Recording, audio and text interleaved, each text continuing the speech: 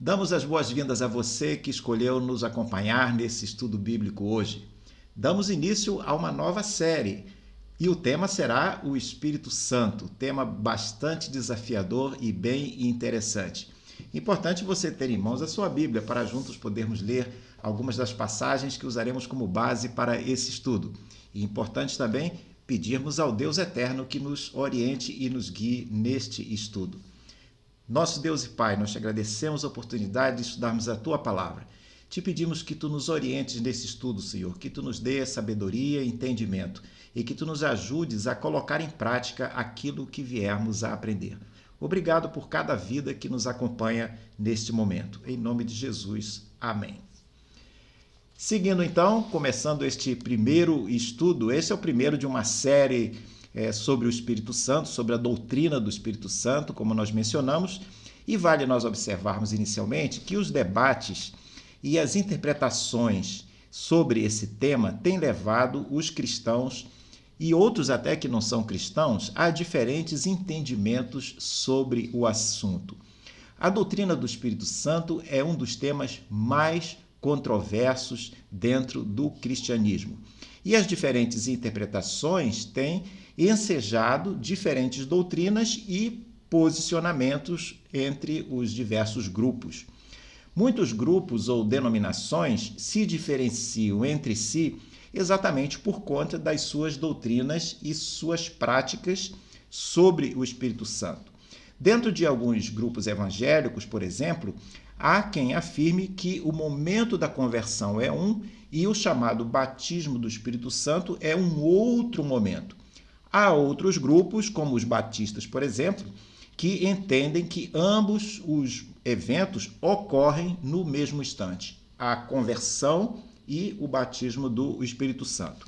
Há grupos também que afirmam que quando ocorre esse batismo do Espírito Santo, há certas manifestações visíveis, sem as quais não se pode, segundo eles, autenticar que a pessoa foi batizada no Espírito Santo. Essas controvérsias têm levado os cristãos a muitas divisões e até mesmo, podemos dizer, a algumas confusões sobre o tema. Há quem diga que o assunto sobre o Espírito Santo ele acaba por posicionar os cristãos. E se nós imaginarmos, então, um gráfico ou um quadro, à direita nós poderíamos encontrar, por exemplo, os católicos. Eles praticamente não se referem ao Espírito Santo. Além disso, não existe o falar em línguas na Igreja Católica. Se viermos a partir dos católicos, vamos encontrar os episcopais, por exemplo, numa escala progressiva, de um lado para outro. Os episcopais, depois vamos encontrar os presbiterianos, os metodistas, lá no meio do caminho talvez nós encontremos os batistas, e aí do lado esquerdo, na outra extremidade, nós vamos encontrar os pentecostais nas suas diversas matizes, nas suas diversas cores ou subgrupos, né? Dependendo de onde você foi criado, vale nós observarmos que a sua percepção sobre o Espírito Santo poderá ser diferente. Se você foi criado, por exemplo, no grupo mais à direita, a tendência é que o seu conhecimento sobre o Espírito Santo seja baseado essencialmente no que você observa dos cultos pentecostais. Esses cultos são geralmente caracterizados por movimentação, por imposição de mãos, por falar em línguas, por duração prolongada dos cultos e outras movimentações, uma dinâmica toda apropriada dos cultos pentecostais. A partir dessa perspectiva de fora desses grupos, normalmente perspectiva e observações superficiais, os não pentecostais, em geral, tendem a se relacionar pouco com o Espírito Santo. O que eles conhecem do Espírito Santo é apenas o que eles observam de longe dos cultos pentecostais, esse relacionamento deles com o Espírito Santo fica muito prejudicado. Às vezes, leva até as pessoas esses outros grupos terem uma certa aversão ao assunto do Espírito Santo. Alguns têm até medo, né? Porque não conhecem muito bem e acham que se sentem temerosos diante do Espírito Santo. Eu creio, portanto, que essa série de estudos que nós estamos iniciando hoje será uma boa oportunidade para conhecermos e nos aproximarmos desse tema que é muito importante. E por que é muito importante? É muito importante porque um discípulo de Jesus que não conhece o Espírito Santo acaba tendo uma vida cristã muito limitada. É como um carro que ficou sem gasolina. Então, o carro sem gasolina fica parado, não vai a lugar nenhum, não sai daquele lugar porque não tem a gasolina necessária para que o motor possa funcionar. Nós vamos então para o próximo quadro e lá, a partir desse, nós vamos ler o texto que eu escolhi para hoje, que é um evento muito elucidativo que aparece no livro de Atos referente a esse tema do Espírito Santo. Então, nós vamos ler Atos 19, os 10 primeiros versículos. E o texto nos diz o seguinte: Aconteceu que, enquanto Apolo estava em Corinto, Paulo, tendo passado pelas regiões mais altas, chegou a Éfeso. Encontrando ali alguns discípulos, perguntou-lhes: Vocês receberam o Espírito Santo quando creram? Ao que eles responderam: Pelo contrário, nem mesmo ouvimos que existe o Espírito Santo. Paulo perguntou: Então, que batismo vocês receberam? Eles responderam: O batismo de João. Paulo explicou: João realizou o batismo de arrependimento, dizendo ao povo que cresça naquele que viria depois dele, a saber, em Jesus. Eles, tendo ouvido isso, foram batizados no nome do Senhor Jesus. E quando Paulo lhes impôs as mãos, o Espírito Santo veio sobre eles, e tanto falaram em línguas como profetizavam. Eram ao todo uns 12 homens. Durante 3 meses, Paulo frequentou a sinagoga, onde falava ousadamente, discutindo e persuadindo a respeito do reino de Deus. Mas, como alguns deles se mostravam temerosos e descrentes, falando mal do caminho, diante da multidão, Paulo se afastou deles e, levando consigo os discípulos, passou a falar diariamente na escola de Tirano. Paulo fez isso durante 2 anos, de modo que todos os habitantes da província da Ásia ouviram a palavra do Senhor, tanto judeus como gregos. Esse texto de Atos 19 mostra um caso interessante quando Paulo encontra esses discípulos lá em Éfeso, que não conheciam o Espírito Santo. Ele se interessa e pergunta sobre se eles haviam recebido o Espírito Santo. E por que Paulo faz essa pergunta? Talvez ele tivesse apenas querendo ter certeza, ou ele havia percebido que estava faltando alguma coisa e ele vai investigar e começa perguntando se eles conheciam o Espírito Santo, se haviam recebido o Espírito Santo. O que ocorre é que Paulo encontrara algumas indicações que diziam claramente para ele que eles não conheciam o Espírito Santo. O que teria levado Paulo a essa conclusão? O que Paulo observou? E nós vamos ver que havia pelo menos 3 coisas naquela igreja em Éfeso que levaram Paulo a perceber que eles não tinham o Espírito Santo. E note que nenhuma dessas coisas, desses indicadores que Paulo percebeu, tinham a ver com o modo de cultuar, né? Que normalmente quem está de fora pensa sempre no Espírito Santo na questão do culto, do tipo de culto pentecostal, mais animado, mas aqui não se fala sobre esse assunto. Então, nenhuma dessas indicações de Paulo que nós vamos estudar tinha alguma relação com a questão do culto. Então, nós vamos ver 3 formas que indicam, que sinalizam para Paulo que aquele grupo não conhecia o Espírito Santo. A primeira é a forma como a igreja agia na cidade. No versículo 7 do capítulo 19, nós temos uma pista, porque lá nós lemos que havia apenas cerca de 12 homens como discípulos lá na igreja. Talvez existissem algumas mulheres, mas elas não eram contadas. O ponto aqui de atenção é que Éfeso era a segunda cidade mais importante do Império Romano. ela era a capital da província da Ásia, que hoje é a Turquia. Naquela época, a população de Éfeso era de cerca de 250 mil pessoas. E aquela igreja, talvez a única igreja cristã que existia naquele momento, era uma igreja com muito pouca gente. Eram 12 homens e talvez algumas mulheres que nem sequer foram contadas aqui. E aí parece que aquela igreja estava acomodada a ter apenas esses poucos discípulos participando da igreja. Por conta disso, obviamente, o evangelho não estava sendo proclamado.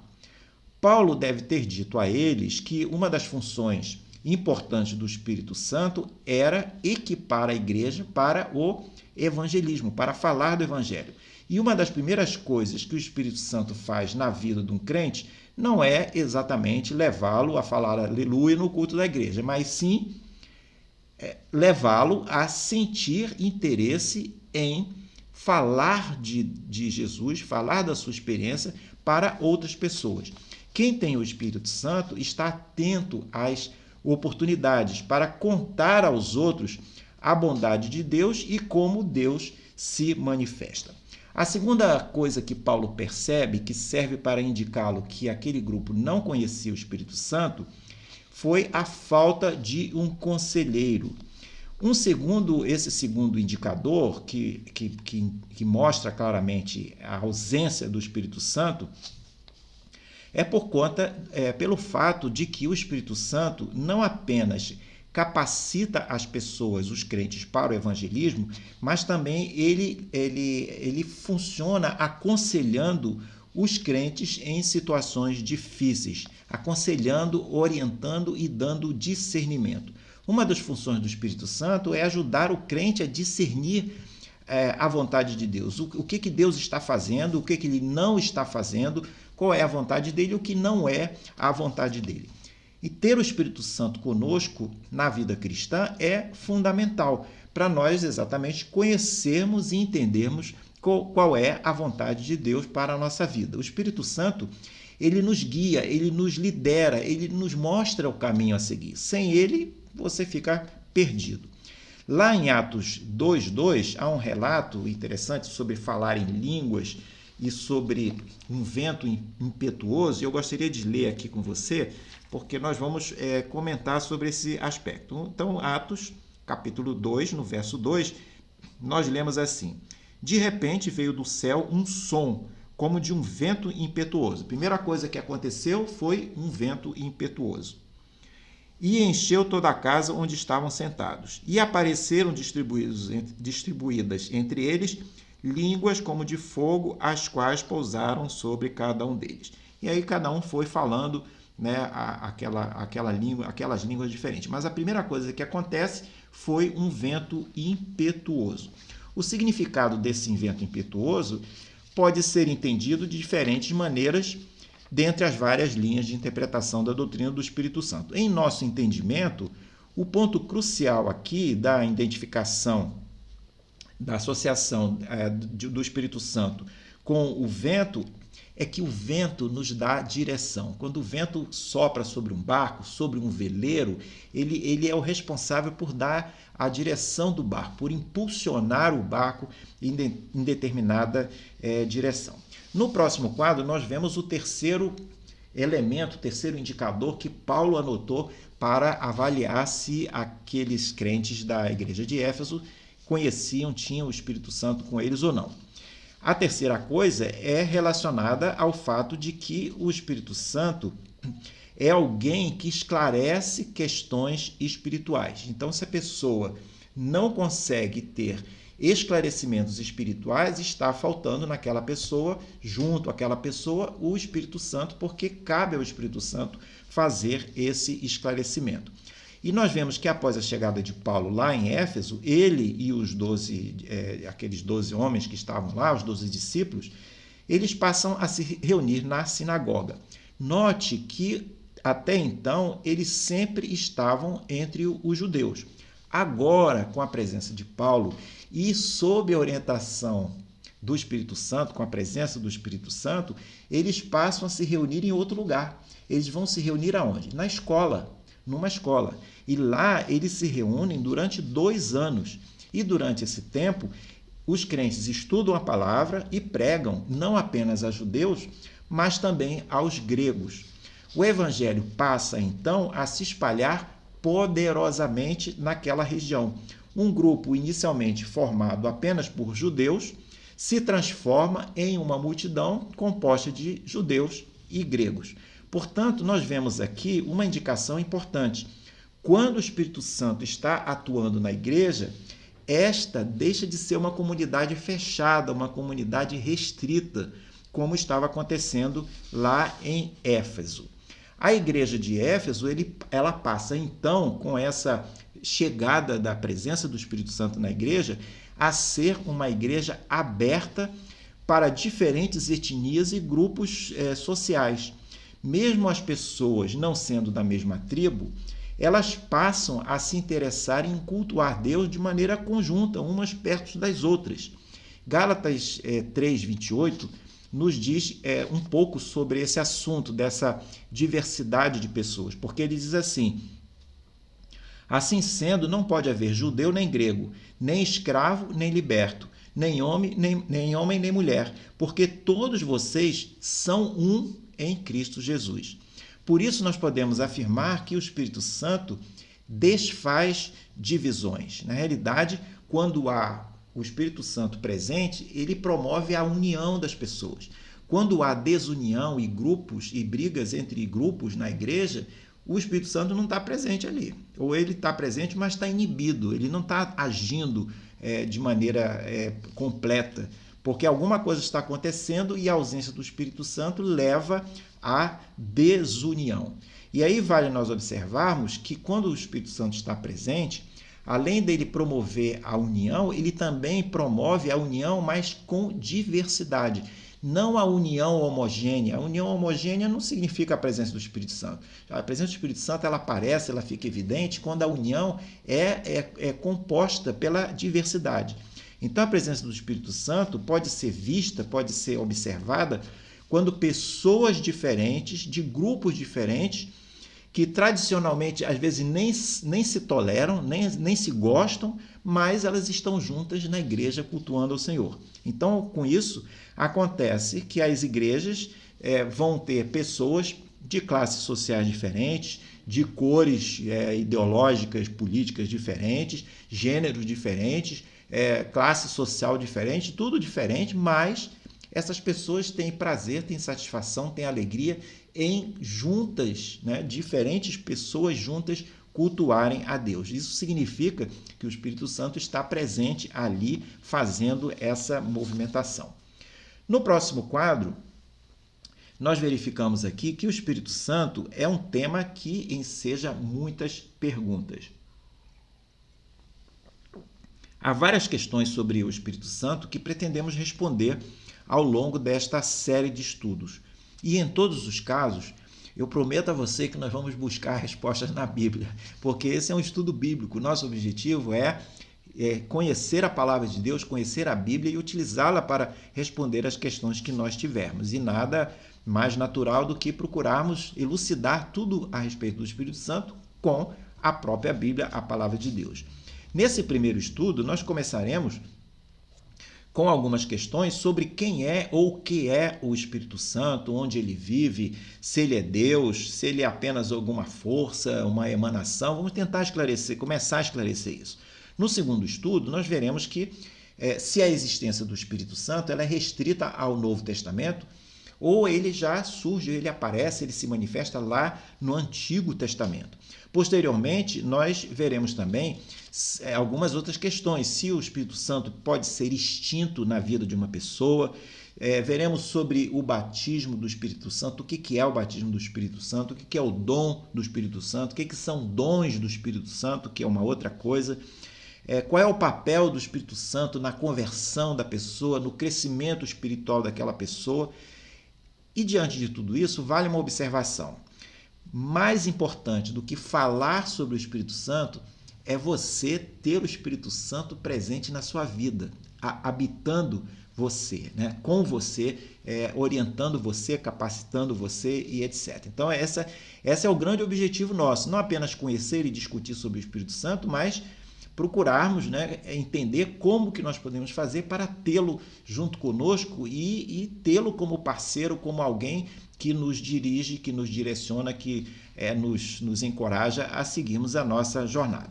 Então, vamos seguir adiante com algumas perguntas. Nesse estudo, nós faremos 4 perguntas e pretendemos trazer respostas iniciais a essas 4 perguntas. A primeira pergunta é: o que é dito fora do meio evangélico sobre o Espírito Santo? Ou fora do cristianismo realmente que entende que Jesus é o Messias, o Salvador? Porque às vezes tem grupos que se dizem cristãos, mas não entendem realmente que Jesus é o Salvador. Mas o que é dito fora do meio cristão que realmente entende que Jesus é o Salvador e Senhor? Há grupos religiosos e doutrinários que afirmam que o Espírito Santo simplesmente não existe. Outros dizem que ele é apenas um conjunto de ideias, né, e que não é uma pessoa. Quando se argumenta que o Espírito Santo faz parte da Trindade, muitas dessas pessoas dizem assim, mas a palavra Trindade nem aparece na Bíblia. É verdade, a palavra Trindade não aparece na Bíblia, mas o conceito de Trindade está lá, está na Bíblia muito claramente. O conceito de Deus Pai, Deus Filho e Deus Espírito. O conceito de que o Deus é triuno. Deus é um só, mas ele se manifesta de maneiras diferentes. Como a água. A água é uma só, mas ela pode se manifestar de forma líquida, de forma gasosa, que é o vapor, ou de forma sólida, que é o gelo. Então, são 3 manifestações diferentes da água. Se podemos ter a água, entender a água dessa maneira, podemos nos aproximar um pouco mais do entendimento da Trindade de Deus. E por que estamos falando de Trindade? Porque estamos puxando aqui o caso do Espírito Santo, sobre quem nós estamos estudando. Há quem insista em dizer que o Espírito Santo é apenas uma força de Deus, uma força ativa de Deus, como se fosse a eletricidade, por exemplo, mas que não é uma pessoa. E outros também afirmam que o Espírito Santo é apenas uma influência, uma emanação de Deus, como se fosse um vento. Como nós veremos, nenhuma dessas respostas é a resposta correta biblicamente. Segunda pergunta: o que é ou quem é o Espírito Santo? Ao examinarmos a Bíblia, nós vamos encontrar vários atributos, vários versículos, várias passagens que falam sobre o Espírito Santo e que nos permitem responder a essa pergunta tão importante. Em João 14,16, por exemplo, encontramos o Espírito Santo como sendo o ajudador e o consolador. Efésios 4,30, nós aprendemos que ele tem capacidade de ensinar e de sentir. Em Romanos 8, 26 e 27 e Atos 16, 7, aprendemos que ele intercede e convence. Em João 14, 16 e verso 26, e também capítulo 15, no 16, nós encontramos que o Espírito Santo consola. Em 1 Coríntios 12, 11, que ele tem vontade própria. Em Isaías 11, 12, encontramos uma menção, uma correlação entre Deus e o espírito de sabedoria. Então, há ali um entendimento, e no estudo sobre a manifestação do Espírito Santo no Antigo Testamento, nós vamos voltar a esse ponto. Em Lucas, capítulo 2, 26, nós lemos que ele revela coisas do futuro. Em Romanos 15, 3, que ele revela a esperança. Em Romanos 15, 30, que ele revela amor. Em Atos 15, 28, encontramos que o Espírito Santo dirige decisões da igreja. Efésios 4, 30, que ele se entristece. Em Apocalipse 2, 7, que ele fala. Em Romanos 14, 17, que ele comunica alegria. Ao considerarmos todas essas passagens, esses atributos em que falam sobre o Espírito Santo, é claro que nós vamos chegar à conclusão que ele é uma pessoa, porque uma pessoa sente, uma pessoa pensa, uma pessoa se entristece, uma pessoa tem vontade própria, tem direção própria, uma pessoa se comunica, e o Espírito Santo tem todos esses atributos. Aliás, a comunicação é um dos atributos muito valiosos para nós, porque nós somos uma pessoa e, como pessoa, nos comunicamos com outra pessoa. Isso quer dizer que nós podemos nos comunicar diretamente com o Espírito Santo, podemos sentir a vontade dele, podemos nos dirigir em oração ao Deus Pai e de alguma forma nós sentiremos a presença do Espírito Santo se comunicando conosco. No próximo quadro, nós vemos mais duas perguntas. Onde vive o Espírito Santo? O Espírito Santo, nós vamos ver ao longo desse estudo que ele habita no coração da pessoa que aceita Jesus como Salvador e Senhor. Veremos também que o fato do Espírito Santo habitar na pessoa autentica a pessoa, é como se fosse um selo, uma firma reconhecida, numa autenticação que a pessoa tem a salvação em Cristo Jesus. Veremos também que o Espírito Santo capacita os crentes com poder, mas não poder para ser mais forte ou mais poderoso do que os outros. É um poder para o serviço. Então, aquele que tem a presença do Espírito Santo na sua vida, a partir da vontade de Deus para aquela pessoa, para que ela se engaje no serviço cristão, o Espírito Santo vai capacitar aquela pessoa naquele serviço. Então, realizar a vontade de Deus tem a ver com realizar alguma tarefa, algum serviço que Deus pretende que aquela pessoa resolva. Deus nos quer, nos ama, mas Deus quer que nós também sejamos instrumentos dele para alcançarmos outras pessoas. Como referência bíblica sobre essa pergunta, onde o Espírito Santo habita, eu trago aqui Romanos 8:9. Romanos 8:9 nos diz o seguinte: vocês, porém, não estão na carne, mas no Espírito, se de fato o Espírito de Deus habita em vocês. Então, se o Espírito de Deus habita em vocês, vocês vão viver no Espírito. É isso que a Paulo está nos dizendo aqui. Quarta pergunta: o Espírito Santo é Deus? Pergunta importante. A Bíblia nos ensina claramente que o Espírito Santo é Deus.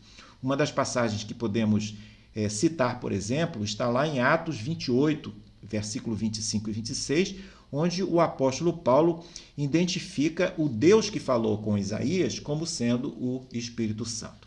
Uma outra forma de demonstrar que o Espírito Santo é Deus é verificar que o Espírito Santo possui atributos que são normalmente atributos designados, atribuídos a Deus. O Espírito Santo, por exemplo, ele é criador. Vemos isso lá em Gênesis 1:2.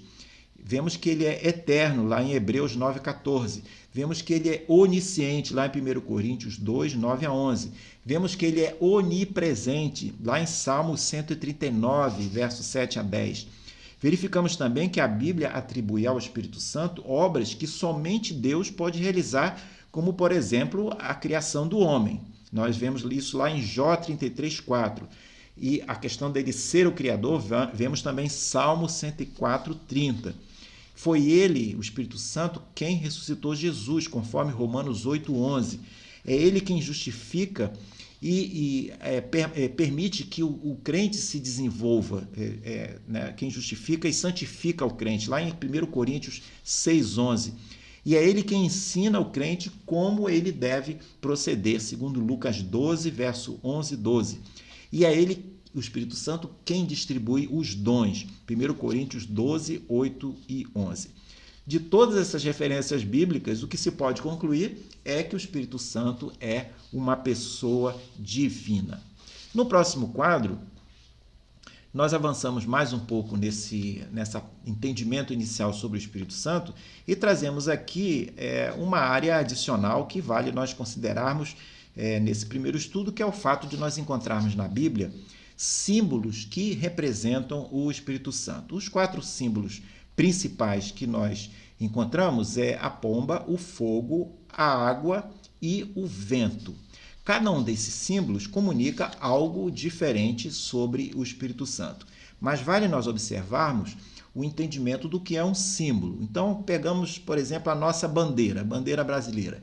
A bandeira do Brasil é o símbolo do Brasil, mas a bandeira não é o Brasil, ela é um símbolo. Da mesma forma, o fogo, o vento, a água e a pomba não são o Espírito Santo. Elas apontam, elas simbolizam, elas indicam o Espírito Santo. E uma outra coisa importante também é que algumas passagens bíblicas em que aparecem esses elementos, o fogo, a pomba, a água ou o vento, nós precisamos saber qual é o contexto para entendermos se isso efetivamente está se referindo ao Espírito Santo. Um exemplo disso, nós vamos ver agora o primeiro símbolo, a pomba, né?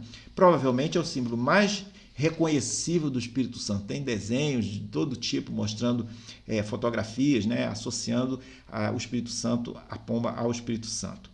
E essa conexão ela é muito poderosa porque lá no batismo de Jesus, que nós vemos o relato tanto em Mateus, Marcos, Lucas e João, vai surgir o Espírito Santo na forma de uma pomba. Mateus escreve, por exemplo, lá em Mateus 3,10, o seguinte: depois que Jesus foi batizado, assim como ele estava, saindo da água, possivelmente molhado, os céus se abriram e ele viu o Espírito Santo de Deus descendo como uma pomba e vindo sobre ele. Então, a pomba, como símbolo do Espírito Santo, comunica beleza, gentileza e paz.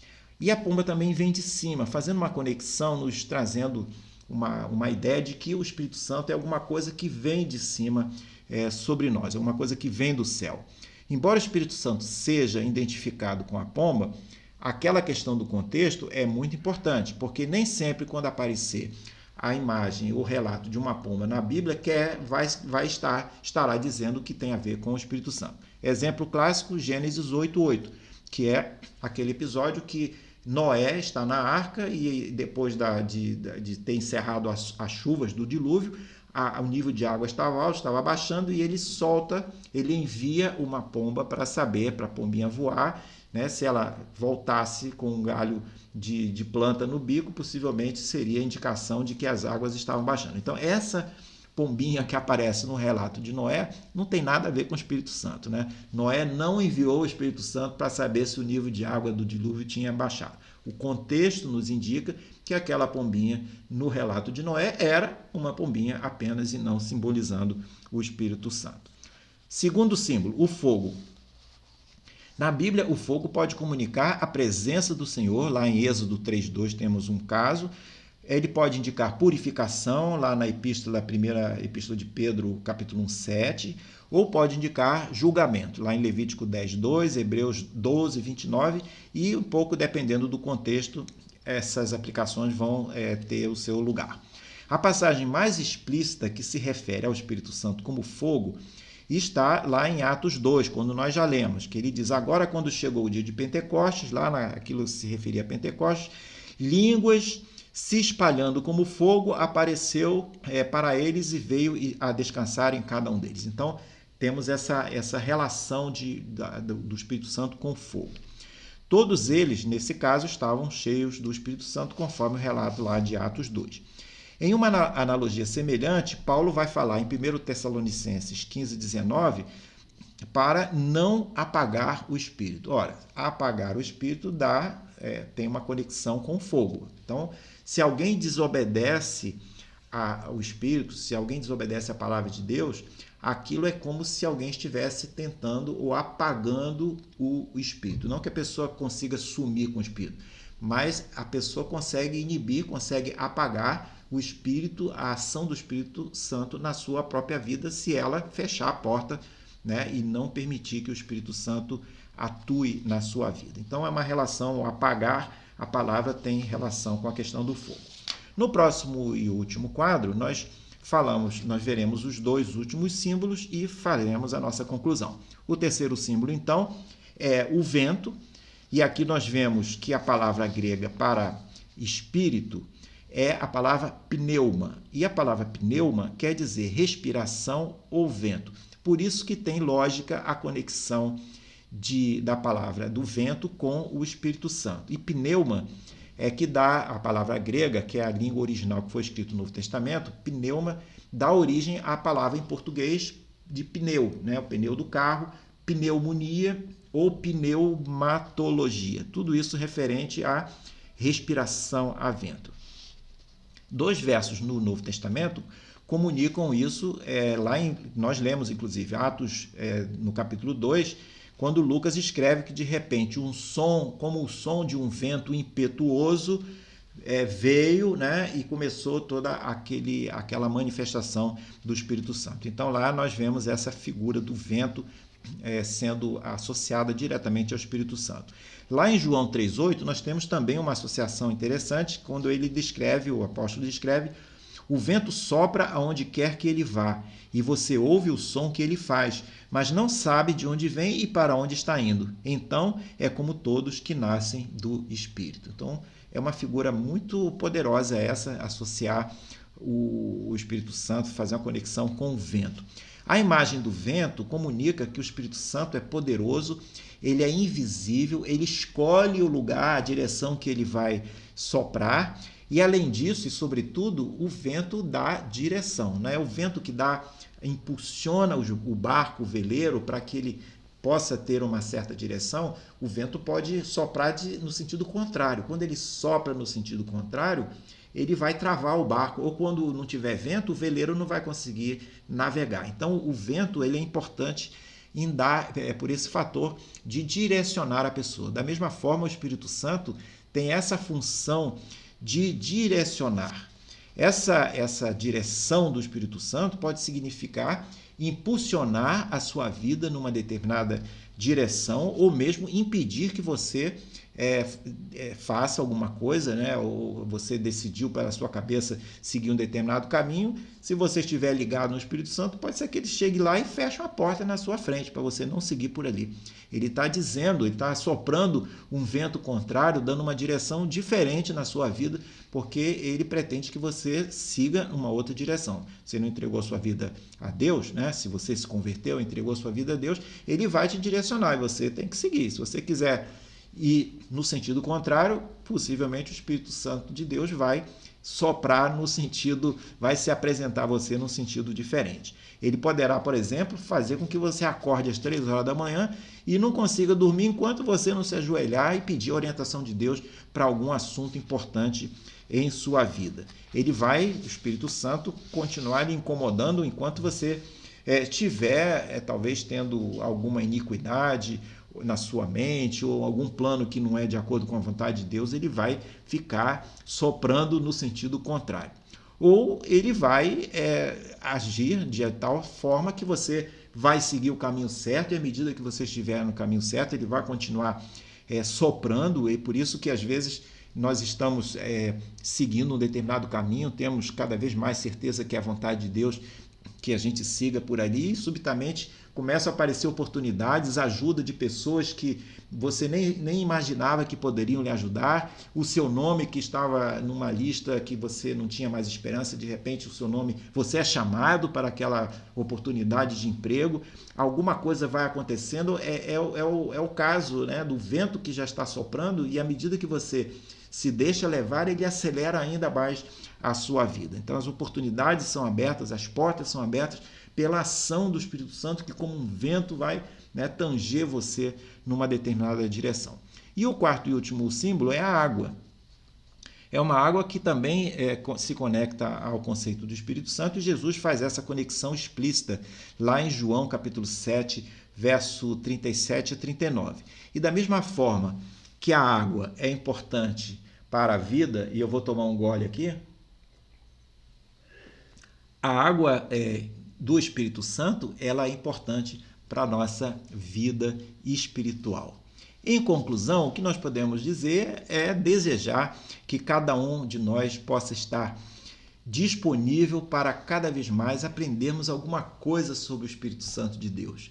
Possa o Espírito do Senhor estar sempre presente em nós, possa sempre estar presente em você, para que possamos discernir os ensinamentos de Deus em nossa vida. Que os cristãos, os crentes, não tenham medo do Espírito Santo, mas sim que possam olhar para ele em busca de orientação e força espiritual. Como cristãos, nós devemos agradecer eternamente a Deus por podermos contar com o Espírito Santo nos ajudando permanentemente, nos capacitando a vivermos a nossa vida cristã aqui na Terra. Ficamos por aqui hoje, espero que você tenha gostado desse estudo. Se gostou, fale dele para os seus amigos, convide, mande o link, convide-os para assistir esse estudo novamente ou convide para os próximos estudos. E os próximos estudos você poderá ver no quadro que vem logo a seguir, onde nós temos toda a programação de todo esse trimestre, onde desenvolveremos essa série sobre o Espírito Santo. Deixo com você, então, um grande abraço e até a próxima oportunidade.